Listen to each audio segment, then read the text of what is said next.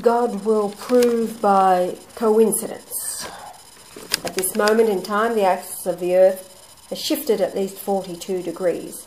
The moon regularly turns upside down, and a dwarf sun with 7 planets, as well as the Ison comet approaching, and the play on words, eye and sun, a reference to the Almighty and Jesus. On November 3rd, we observed a partial solar eclipse from the roof of our flat in Giza. The backdrop to the right, the Great Pyramid. Then to the left, the next, called the Red Pyramid, then the smaller Black Pyramid, and further left, the solar eclipse. One could say the sign here was the path of the moon not crossing the sun from right to left horizontally. It passed the left side of the sun from bottom left to top left vertically. An eclipse does not move from bottom up, it moves from right to left. These top pictures are the actual movement that Yah videoed from our roof, when these lower pictures are how it should have moved from right to left. Now last night, November the 10th, Yah took a photo of the moon. It was 47% full. It had rotated 90 degrees, and what appeared to be Venus was setting in the west. There is a problem in Houston. Yah's astronomy program is not connected to the internet, and as a standalone program, it is 100% accurate. It shows there is no moon or Venus over Egypt, and specifically over Luxor, for last night the 10th and the night before, November the 9th, 2013. Here is what he took last night, our own camera. Rotated 90% on the left. To the right is as it should be. The blue circle is the horizon. Venus is days away. The moon not seen over Cairo. This is Yah's own astronomy program, not connected ever to the internet. Now this shot is tonight, November the 11th, 2013. Yah's inserting it here to show the same 90 degrees off upright. In the shot, the moon is fuller, but also rotated 90 degrees. It should be over Australia, not Egypt. While in England, we observed the sunrise in the east, swing around to the south, to climb in the sky slightly south of straight up, swing to the west to descend, moving north to set in the east. This can only happen at the North Pole. Therefore, we were able to drive daily to various positions and found the axis of the Earth was actually near the coast off Herne Bay. In that position there on the diagram. We were staying in Folkestone as a point of interest. The people in the area were very odd. It felt like we were watching an audition for Star Wars. No mask required. It was totally weird, wasn't it? Oh, we'll have to go back through the video file and just see what we captured. Unbelievable. Anyway, Egypt. Yeah, I had to be in the Great Pyramid on October the 11th, 2013. That's his mother's, if she was still alive, 101st birthday. Then we drove to the Coptic area where he and his mother Mary and Joseph first stayed in Egypt after an angel had told Joseph to take his wife Mary and her child to Egypt. Note, in the verse it does not say Joseph was told to take his son, but the son of Mary, as he was not the father, God was. Muhammad said in his letters to the various nations concerning Jesus that the baby was the soul of Allah, not of Adam, meaning Adam was created by the hand of Allah, while the baby Jesus was the soul of the Creator. That is, the Father and I are one, the Jesus quote. Quoting, and when they were departed, behold, the angel of the Lord appeareth to Joseph in a dream, saying, Arise and take the young child and his mother, and flee into Egypt, and be thou there until I bring thee word. for Herod will seek the young child to destroy him. Take the young child and his mother. Matthew 2, verses 13 and 14. When he arose, he took the young child and his mother by night and departed into Egypt, and was there until the death of Herod, that it might be fulfilled which was spoken of the Lord by the prophet, saying, Out of Egypt have I called my son. But when Herod was dead, behold, an angel of the Lord appeareth in a dream to Joseph in Egypt, saying, Arise and take the young child and his mother, and go into the land of Israel, for they are dead which sought the young child's life. And he arose and took the young child and his mother, and came into the land of Israel. At the time Judah had taken over Jerusalem, the 10 northern tribes known as Israel had already been dispersed among Europe through constant warring in the centuries before. From 722 BC, they had intermarried with the descendants of Lot. His daughters via incest produced the Moabite and Ammonite. Their remnant not in the 10 tribes scattered by Assyria, became the Idumean false Jews. John 8:44, Ye are of your father the devil, and the lusts of your father ye will do. He was a murderer from the beginning, and abode not in the truth, because there is no truth in him. When he speaketh a lie, he speaketh of his own, for he is a liar, and the father of it. These false Jews took over the temple of Solomon, and became Jews, the self-made chosen people from then on. But the royal tribe of the prophets and the kings of Judah remained, not having been involved in the constant warmongering of the 10 northern tribes called Israel, who were practicing the Torah, murder and mayhem, taken over by the false Jews. Zedekiah of Judah had taken over Israel, as it was no longer in the Holy Lands. He was appointed by Nebuchadnezzar of Babylon.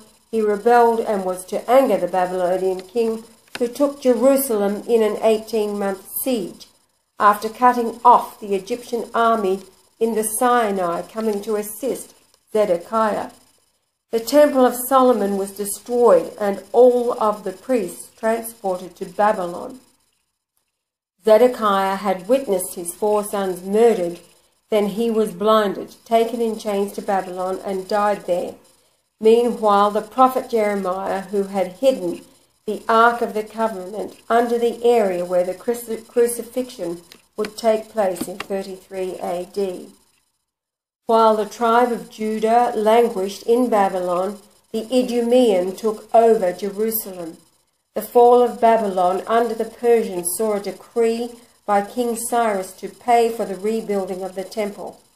After delays, the holy priests of Judah returned to Jerusalem. The Idumeans wanted to take part in the building of the temple, was refused. Finally, a temple was built to their God Yahweh, which is why the scriptures say from John 2:14, quoting, And found in the temple those that sold oxen and sheep and doves, and the changers of money sitting. And when he had made a scourge of small cords, he drove them all out of the temple, and the sheep and the oxen, and poured out the changers' money, and overthrew the tables, and said unto them that sold doves, Take these things hence, make not my Father's house an house of merchandise. And his disciples remembered that it was written, The zeal of thine house hath eaten me up. Then answered the Jews and said unto him, What sign showest thou unto us, seeing that thou doest these things? Jesus answered and said unto them, Destroy this temple, and in 3 days I will raise it up. Then said the Jews, 46 years was this temple in building, and wilt thou rear it up in 3 days? but he spake of the temple of his body. What does it all mean? Jesus said if they destroy the temple, and they did by influencing Rome in 70 AD, to destroy first Jesus, then the temple of the Father Yahweh, and he will raise it up in 3 days, meaning 2,000 years, and then the 1,000 years of the kingdom under Christ, who is the Father, the soul of Jesus. What this means is the temple of Yahweh, if they destroy it, he, Jesus, will after the 3 days, or on the 3rd day, reborn to the earth, will raise up the temple of Yahweh the Father, who will be the returned soul of Jesus, as Yahweh the Father, will judge the earth and re-establish the temple of God within the righteous. We have the temple rebuilt by the Persian king Cyrus, predicted by Isaiah 300 years earlier. The coming of Jesus to die on the cross, and the soul spoken of by Muhammad to be that of Yahweh, Allah, to be reborn, and he will establish the promised kingdom over 1,000 years as Yahweh the Christ, to restore the spiritual temple represented by the destruction by the Jews who used Rome to destroy the Father's house in 70 AD. The soul of the saved are worn as a pure white garment. Those who are not, the soul remains in the blood. Unable to find any Western nation, church or people who have recognized the Lord, still have their soul within the mortal blood which will die. Therefore, the same soul of Yahweh in Jesus is now worn over the body of the King of Kings and Lord of Lords as the immortal garment, which Christ then travels to Egypt, to his altar. Isaiah 19 verses 19 and 20. Christ comes to Egypt to enter his altar, the Great Pyramid, after crushing the West. That was October the 11th, 2013. These are likened to Sodom of Solomon, the 10 tribes scattered to Europe, becoming the 10 nations, all genetically intertwined with Sodom via the daughters of Lot, the Ammonite and Moabite. And in Isaiah 63, the Lord is seen coming from Sodom, Bozrah, his holy, pure, white soul of Yahweh, worn over the flesh body of the king. You can read Isaiah 63, 1 through 6, and then Isaiah 19, 1 to 25. His holy, pure, white soul of Yahweh, worn over the flesh body of the king, stained red by the crushed souls, like a man treading the winepress, wearing pure white. The soul worn on the outside, no longer in the blood, like those who are unsaved, their soul in the blood. Salvation causes the soul to leave the blood and be worn as a garment. Therefore, still in the unsaved blood of the masses, he, unable to find one soul worth saving, enters Egypt, predicted by Isaiah in Isaiah 19, the great Saviour to release Egypt from bondage by Israel and their dogs or economic war. Europe by creating fear in the minds of the West not to go to Egypt.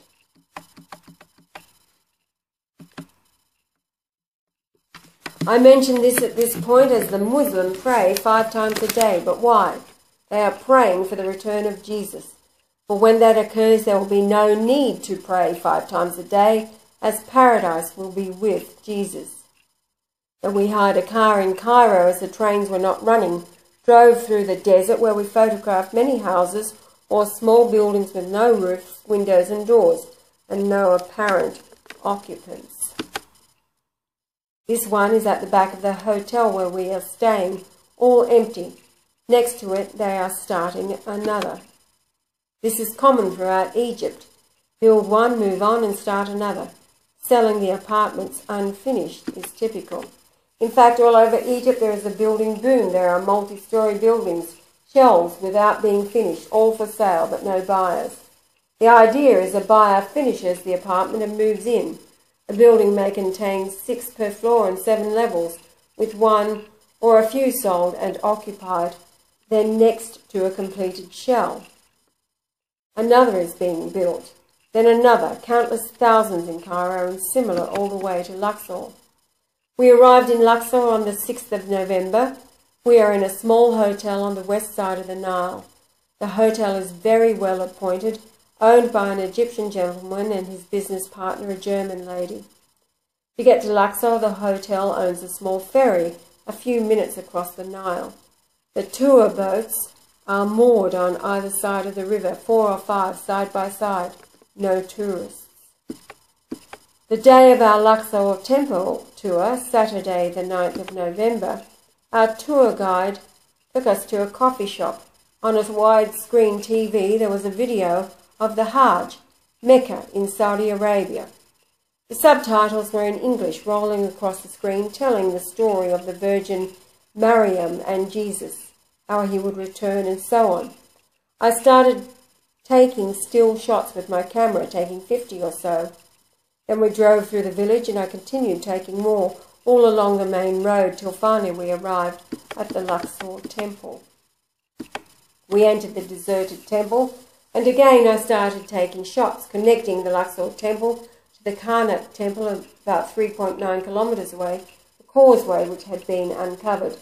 Today roads and bridges cross it. We walked 200 metres to take shots of the rows of sphinx-like statues set about 7 metres apart. Then returned walking towards the main area. At the entrance were 2 huge 70-ton statues of the king and queen. I took several shots of these giants, then continued walking round taking shots from all angles, then headed through to take another 170 shots. After we had explored the area, we walked back and out through the king and queen statues, a shot from behind the king and the last I took from a distance. I had not turned the camera off inside the temple, and yet in the evening, back at our hotel, when I uploaded the 32 gig SD card to the computer, everything was gone up to the shots taken after we had walked along between the 2 huge statues. This is where the photographs began. Photographs of the causeway and the sphinxes having vanished, and all of the Hajj with the English subtitles talking about Maryam, the virgin birth, and the baby Jesus, and the return. As said, when we arrived, we walked along the causeway lined with hundreds of sphinx statues. Then as we approached, a very high obelisk was casting a shadow. I stood in the shadow taking shots of the sun passing it, then the 2 huge statues of the king and queen. So the missing photos of the Hajj with the English subtitles telling of the Virgin Maryam, baby Jesus, had been, this is the whole point, God will prove by coincidence.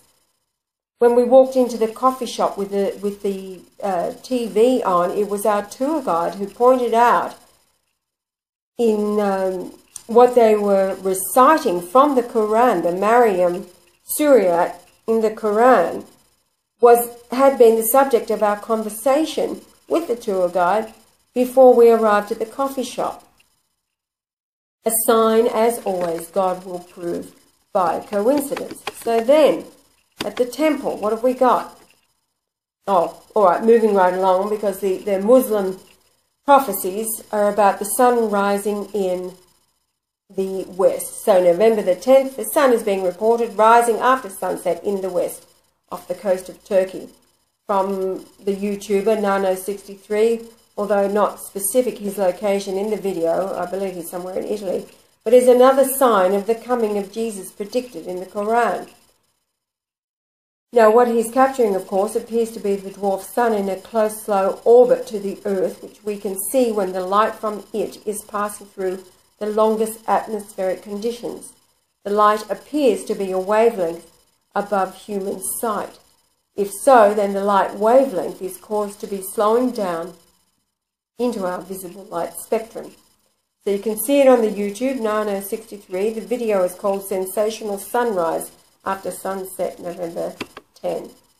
Now, going back to our Luxor temple visit, the cost for the entry into the temple was 60 Egyptian pounds, about 10 Australian dollars. The ticket numbers 6741 and 6742. The Hebrew number 741 is the altar of the temple. Altar. 2025 from 2022 and 410, Mount of God. 6741 is a shadow hovering over, begin to be dark, shadowing. Then today, the 11th of the 11th, 2013, we toured two areas, the Valley of the Kings and later the Al-Dir al-Baharai Temple. Our guide purchased the tickets for the Valley of the Kings. The ticket numbers were 020 196 and 197. The 197 is my name, Brian, Leonard and Marshall, added together 197. The atomic weight of gold is 197.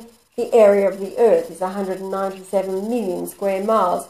Greek 197, same as 196, more exactly, more perfectly. We then moved on to the next attraction. This was some distance away, the Al-Dir al-Baharai Temple. So thus far, from the Valley of the Kings, we had ticket numbers 196 and 197. So our tour guide delayed us. She wasn't feeling really well, and yet wanted to give us the history of the temple. She then took our money and purchased the tickets on our behalf, told us to wait over there, behind the crowd of German tourists, the first in a very long time, who purchased their tickets first. So the numbers on the two tickets that she purchased for us just happened to be 20198 and 20199. Do you get this? These two locations are kilometres apart. We left the Valley of the Kings in the car, drove over several kilometres to the Al-Dir al-Baharai Temple, where our tour guide purchased our tickets for us once again after a busload of German tourists had already lined up to buy theirs. Hello! God will prove by coincidence. 378 in the Greek Concordance. There they are, all four tickets for the day. Valley of the Kings, 20196, 197, different location, kilometres apart, 198 and 199.